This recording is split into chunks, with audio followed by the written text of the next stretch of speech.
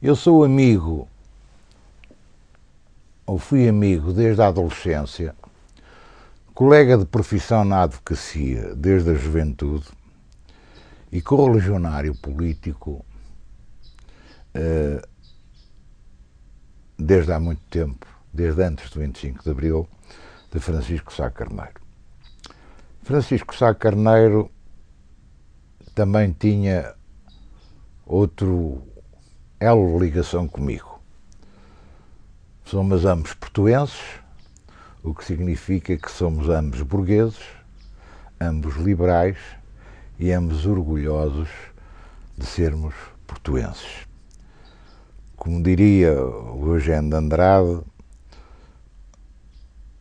o imortal Eugênio de Andrade, ser portuense é o mais belo estado de ser português. Francisco Sá Carneiro foi, sobretudo, uma personalidade singular, inimitável e irrepetível. Era um verdadeiro animal político. E dos poucos animais políticos que nós, na nossa democracia, tivemos. Era um animal político na medida em que tinha um grande faro político, que chegava a ser quase que uma pré-munição dos acontecimentos e das suas próprias movimentações. Era rápido, direto, inventivo, pragmático e, sobretudo, insatisfeito e inquieto, que são uma característica que muitas vezes se não atribui e por defeito. Era um homem de pensamento e de ação. Pensava como homem da ação e agia como homem de pensamento. Infelizmente, morreu muito cedo, dando tributo àquela clássica profecia da antiguidade de que quem é amado pelos deuses morre cedo.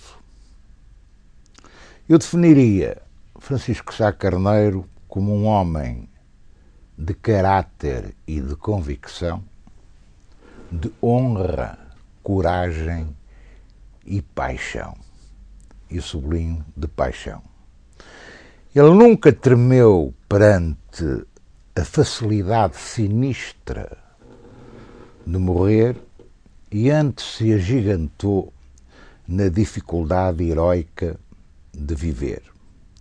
Era um homem cuja filosofia política era do humanismo personalista, em que a dignidade da pessoa humana e o direito de ser homem, como ele próprio dizia, eram a nossa medida, a nossa regra absoluta, o nosso início e a nossa meta.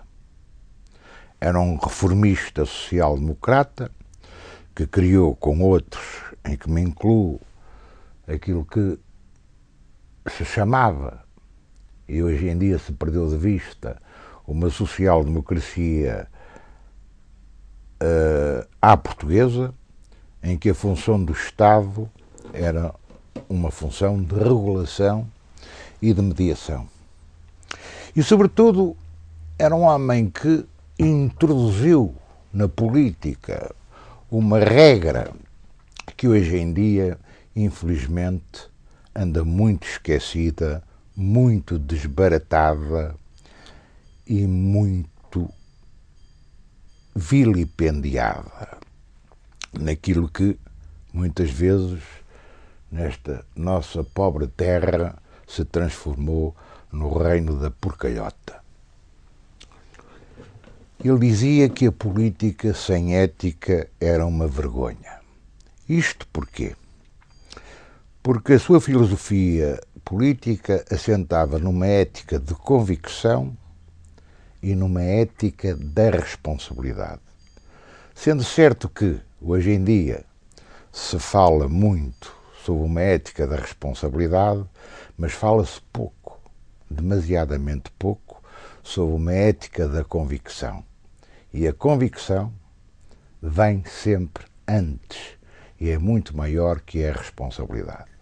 E, sobretudo, quando se trata de uma ideologia política ou de um partido tem que se estruturar em convicções políticas. Ele, Francisco Sá Carneiro, era admirável na defesa dessa ética da liberdade, na grande tradição de todos os liberalismos e de uma ética também do máximo de equidade possível, no sentido de atenuar as desigualdades e, sobretudo, as desigualdades das oportunidades. Curioso como, em toda a sua atividade política, Francisco Sá Carneiro usava também de uma regra bem antiga da política portuguesa, em que dizia: há tempos de usar de coruja e tempos de voar como o falcão. E ele realmente também se caracterizou pelos seus golpes de asa. Raros políticos portugueses tiveram golpes de asas como Francisco Sá Carneiro. Golpes de asa que muitas vezes se traduziam e muitas vezes também se o acusavam disso, de jogadas de tudo ou nada. Ele julgava-se inteiro nessas jogadas de tudo ou nada. Porquê? Porque era um inconformista, era um impaciente, era um inquieto, era um insatisfeito e, sobretudo, era um homem que nunca se refugiou à sombra dos abrigos e andou sempre de mãos dadas com os perigos. Ele tinha o carisma, a aura necessária à liderança.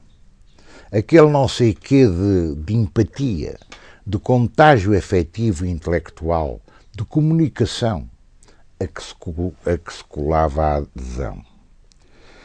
Mas ele era, sem ser um ideólogo no sentido estrito de um termo, era um homem de pensamento político bem estruturado, de ideias arrumadas e claras, dotado de uma sólida argumentação dialética que também lhe vinha da prática da advocacia.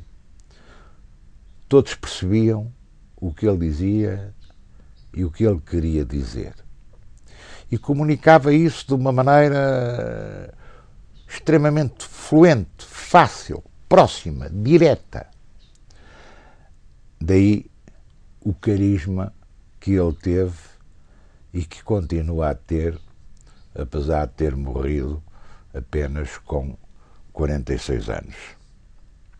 É uma figura exemplar e referencial do pensamento social-democrata, é sobretudo nas épocas de hoje em que a social-democracia também e as próprias convicções tiveram que evoluir e que se adaptar aos novos tempos, mas em que hoje em dia se desprezou a principal herança e o legado de Sá Carneiro. É a ética de convicção e de que a política é uma atividade nobre, digna e profundamente ética. Com Sá Carneiro não seria possível aos negociantes da e na política assentarem a reais nos partidos, em todos os partidos. Embora alguns tenham uma especial preferência por esse tipo de tráfico de influências e de negociatas. E para terminar, o que para mim também era fundamental, era uma personalidade popular, mas radicalmente antipopulista, e era um democrata e radicalmente antidemagógico. O que caracterizava também a limpidez das suas convicções democratas e sociais-democratas. Infelizmente, e aqui termino, essa ética da convicção é um déficit que atravessa hoje em dia o nosso partido. Fala-se muito pouco.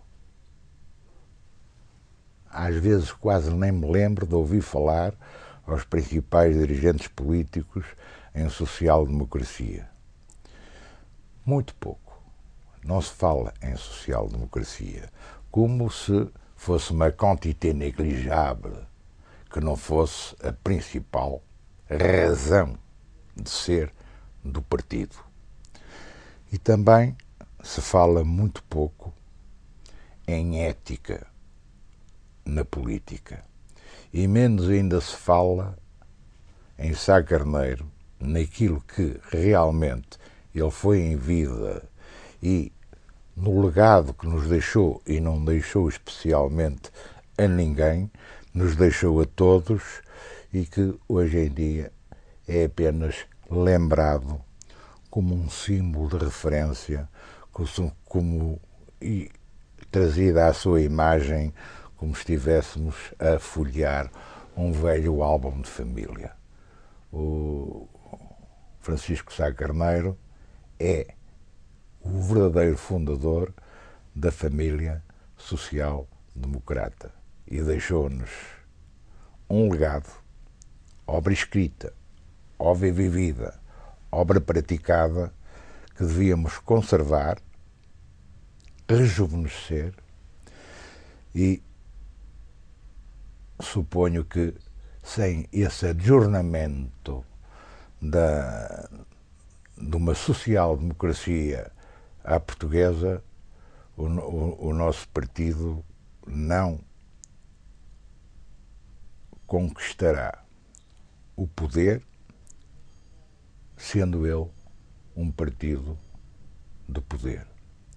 Apelo, portanto, para que todos os sociais-democratas e, sobretudo, os mais jovens façam renascer essa ética da convicção, que reestruturem o partido debaixo de convicções adaptadas aos tempos de hoje e, sobretudo, que levantem bem alto a bandeira desfraldada por Sá Carneiro, com este signo à sua frente, signo bem republicano, que a política sem ética é uma vergonha.